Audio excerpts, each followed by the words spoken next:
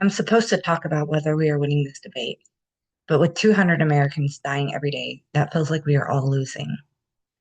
Talk about the ledger of loss, not with the budget, but with the body count. 68,000.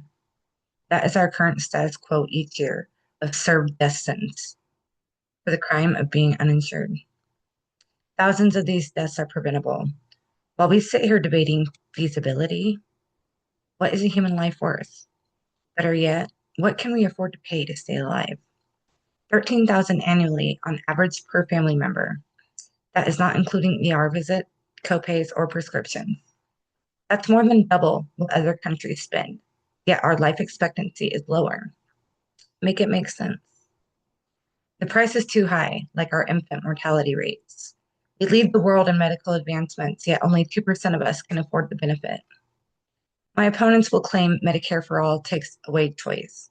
But let's be honest about what choice looks like in 2026. Private insurance is not a choice, it is a shackle. You can't escape.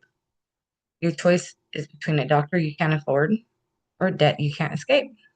What happens to a family when the main provider gets a cancer diagnosis? In America, the insurance company tries to avoid coverage of the treatment, eventually leaving the broke, grieving families with a legacy of memories and chronic stress and crushing medical debt. And don't forget the funeral bill. The cost of our current system we shouldn't measure in dollars. We should instead measure in the empty chairs at the dinner table, in broken homes. Or we can measure it like the father cutting his blood pressure tablets in half because he can't afford the full dose and the mortgage in the same month. That's the de facto tax. Cost of living versus life-saving medicine. When your zip code determines your life expectancy, the system is broken. We have allowed the right to live be replaced by the right to profit. Why? Look at Canada and Europe. They're not utopias. They are countries that decided their citizens' health should not be a commodity. Why not us? Why are we the only wealthy nation that treats healthcare as a luxury rather than a right? While my opponents stand here talking about the cost, I want to ask them what their child's life is worth, or any child's life for that matter.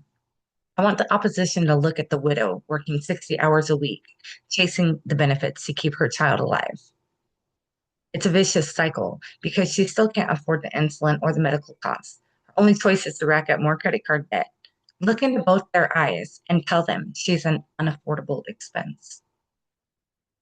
Understand this, you cannot balance a national budget by bankrupting your own people.